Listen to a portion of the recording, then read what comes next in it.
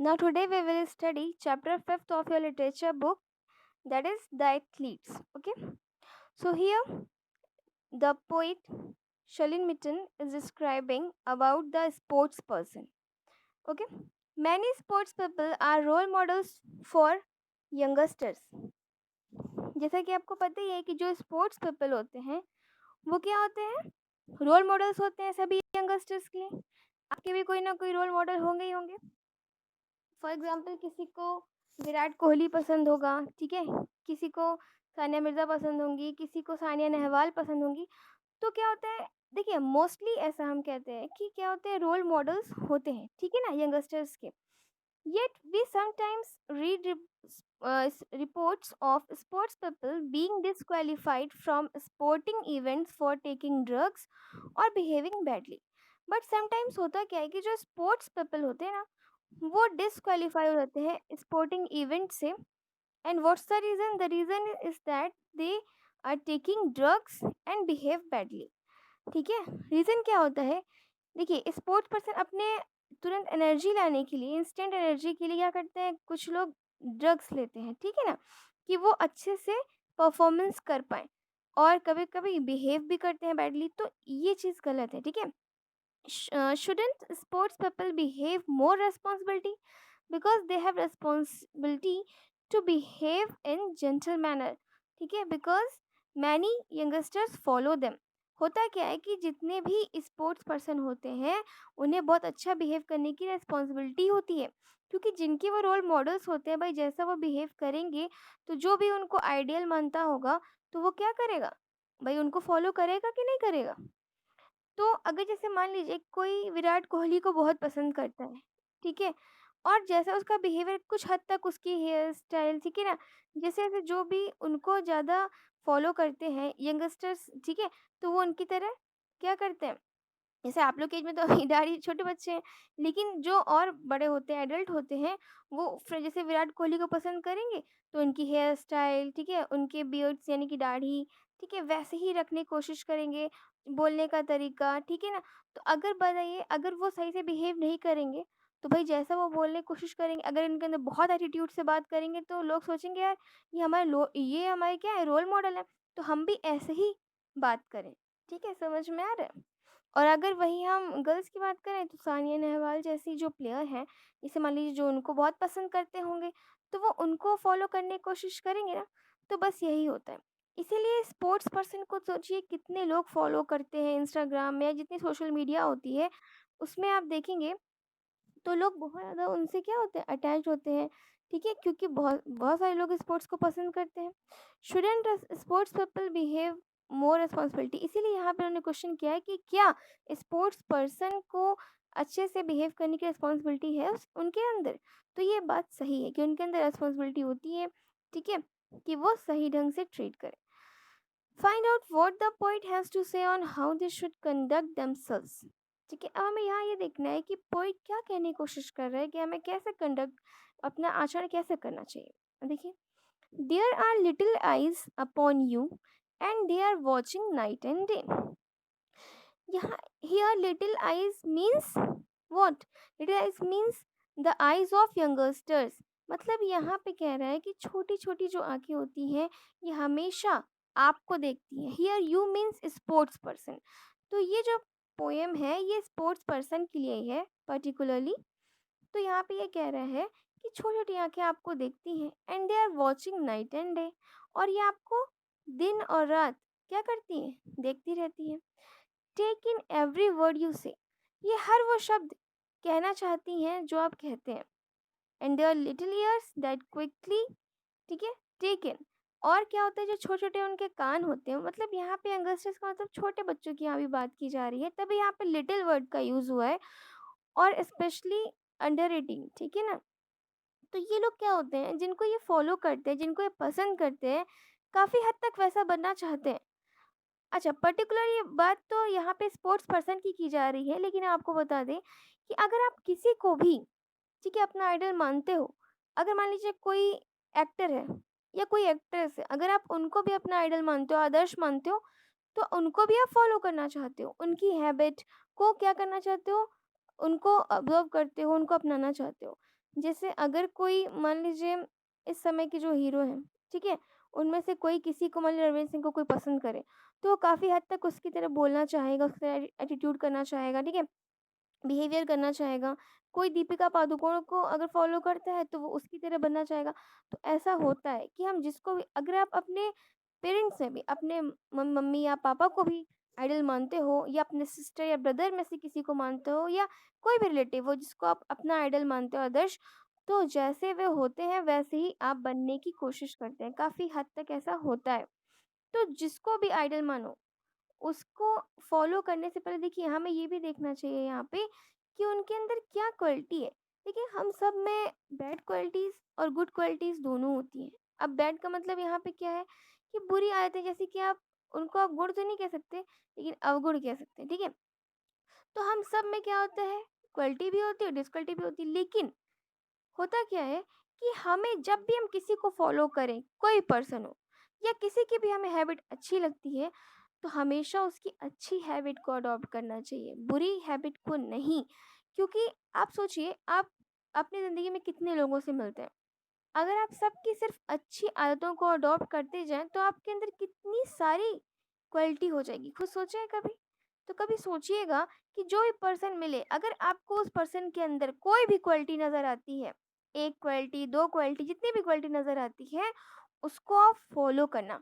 फिर देखना आपके अंदर कितनी सारी अगर अलग-अलग क्वालिटी सबकी आपने अडॉप्ट कर ली, तो आप बहुत ही हद तक परफेक्ट बन सकते हैं।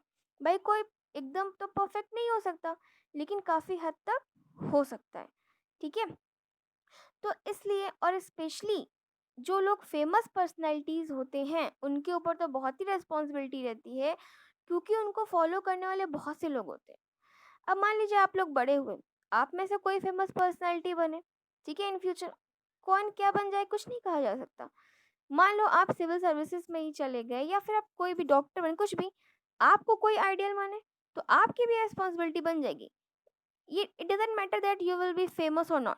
ये मैटर नहीं करता है कि आप फेमस हो या नहीं हो, लेकिन इन फ्यूचर अगर आप भी मतलब अच्छे इंसान बने, सबसे बड़ी बात होती है बेटा, कोई इंसान कुछ बने या ना बने, लेकिन अच्छा इंसान सबको बनना चाहिए और अच्छे इंसान को फॉलो भी सभी करना चाहते हैं, ठीक है ना? तो इसी तरह से अगर आपके अंदर भी लोगों को क्वालिटी दिखेगी, मान लीजिए कोई आपको भी आइडल मानता है कि यार ये इंसान बहुत अच्छा है, इसको हमें अपना आइडल मानना चाहिए, भले ही वो आपसे ये बात बताए या ना बताए, ठीक है? अगर वो आपको आइडियल मान रहा है, तो इसका मतलब क्या है? आपके ऊपर भी रिस्पॉन्सिबिलिटी बनती है। मान लीजिए आपके छोटे भाई या बहन है, सिबलिंग्स हैं आपके, ठीक है ना? तो वही आपको आइडल मान रहा है, तो आपको भी इस वैसे ही ट्रीट करना चाहिए जैसे वो आपको कॉपी कर सके। देखिए होता क्या है कि अगर आप में से कोई बड़ा भाई या बहन होगा, तो याद रखिएगा कि हमारे जो छोटे भाई या बहन होते हैं ना, वो काफ़ी हद तक हमारी कॉपी करते हैं। क्योंकि छोटे बच्चे जो होते हैं ना, उनकी आदत होती है कॉपी करने की। तो अगर जो भी बड़ा भाई बहन है, अगर वो अच्छे ढंग से रहता है, तो उसके जो सिबलिंग होंगे वो भी उसको फॉलो करते हुए अच्छे से रहेंगे। तो स्पेशली हम उन बच्चों के लिए भी कह रहे हैं जो अपने घर में बड़े भाई या बहन हैं, तो उनको तो बहुत ही अच्छे से अपना बिहेवियर कंडक्ट रखना चाहिए, ठीक है ना? क्योंकि कहीं न कहीं वो आपको फ़ॉलो करता है।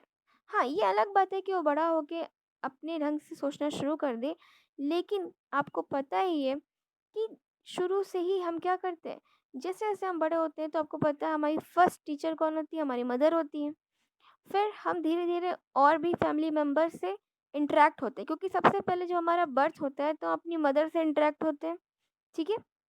उसके बाद क्योंकि हम उनके गर्भ में ही क्या रहते हैं, आपको पता ही है कि 9 महीने रहते हैं, तो हम काफ़ी हद तक उनसे सीखते हैं, ठीक है ना? और उसके बाद जब बर्थ हो जाता है, तो उसके बाद मदर ही हमारी फर्स्ट टीचर होती हैं और उसके बाद धीरे-धीरे हम फैमिली मेंबर जब इंटरैक्ट होना शुरू होते हैं, तो हम क्या होते हैं, और लोगों से जो घर के फैमिली मेंबर होते हैं मतलब, उनसे हम और चीज़ें अडॉप्ट करने लगते हैं और बच्चा धीरे-धीरे याद रखिएगा, उसका पहला स्कूल उसका घर ही होता है। जहाँ से वो सब कुछ सीखना शुरू करता है। स्कूल तो वो बाद में जाता है, ठीक है? पहले वो घर से ही सीखता है। तो हमेशा हर एक फैमिली मेंबर की रिस्पॉन्सिबिलिटी होती है कि वो अच्छे ढंग से पेश आए। जैसे देखिए बेटा, अगर कोई घर में जैसे पेरेंट्स हैं या घर के माँ-बाप हैं, ठीक है? या फिर और भी कोई फैमिली मेंबर है, अगर वो क्या करते हैं, सही ढंग से जैसे बात करते हैं, जैसे कहिए, "आप खाना खा लिए हैं?" आपने पानी पी लिया है, तो बच्चा भी तो वैसे ही बोलेगा, हाँ, हमने खाना खा लिया है, क्या आपने खा लिया है? अगर आप उससे ऐसे बोलोगे, तुमने खाना खा लिया? तो वो भी आपसे बोलेगा, तुमने खाना खा लिया? क्योंकि वो बच्चा कॉपी कर रहा होता है। आई ना बात समझ में? तो ये तो हमने घर की बात बताई। इसका मतलब क्या है कि बच्चे हर जगह से सीखते हैं। वो जिसको फ़ॉलो करते हैं उसको भी सीखते हैं, वो अपने घर से भी सीखते हैं, ठीक है? फिर स्कूल जाते हैं तो वहाँ से सीखते हैं। स्कूल क्यों भेजा जाता है? पढ़ाई तो घर में भी हो सकती है, लेकिन स्कूल में आप जब एक डिसिप्लिन वे आपको सिखाया जाता है कि कैसे रहना है, तो यही डिसिप्लिन भई कुछ बच्चे तो ऐसे होते हैं जो ज़िंदगी भर डिसिप्लिन में नहीं रहते और ना उनको रखा जा सकता है। चाहे वो घर में रहें डिसिप्लिन में रखने की कोशिश की जाए तब भी नहीं रहेंगे और स्कूल में भी नहीं। लेकिन मोस्टली बच्चे डिसिप्लिन का कैसे सीखते हैं? उनको सारी डिसिप्लिन स्कूल में ही सिखाई जाती है कि आपको कैसे रहना है, कैसे उठना है, कैसे बैठना है, कैसे आपको बात करनी है एल्डर से। तो जब एल्डर से आप बात करना हुँ, तो एल्डर से आप जब बात करना सीख जाते हैं ना, तो फिर क्या होता है कि आप जब बाहर जब जॉब करते हैं फ्यूचर में, ठीक है? तो आपके अंदर यही कंडक्ट, यही डिसिप्लिन ही काम आती है। जो बच्चे शुरू से ही क्लास में डिसिप्लिन में बैठते हैं, आप याद रखिएगा, वो लाइफ टाइम डिसिप्लिन में रहते हैं, ठीक है? और अगर जो स्कूल टाइम में इनडिसिप्लिन में रहा, तो वो फ्यूचर में भी डिसिप्लिन में नहीं हो सकता। इसका मतलब हम शुरू से सीखते हैं और बाद तक सीखते हैं, ठीक है? अब देखिए, there are little hands all eager to do anything you do.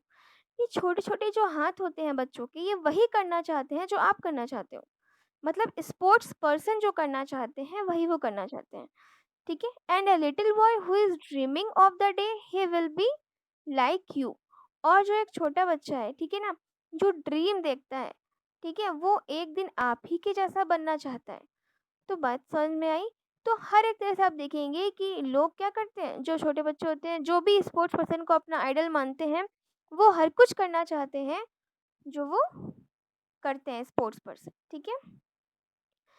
Now see in next page. Dreaming means होता है सपना देखना, ठीक है? तो एक छोटा बच्चा जो होता है वो क्या करता है, ड्रीम देखता है कि वो एक दिन आपके ऐसा, here you means sports person, कि वो एक दिन आप ही के जैसा बनेगा, मतलब स्पोर्ट्स पर्सन के जैसा जिसको भी वो फॉलो करेगा वैसा बनना चाहता है। You are the little fellow's idol, ठीक है?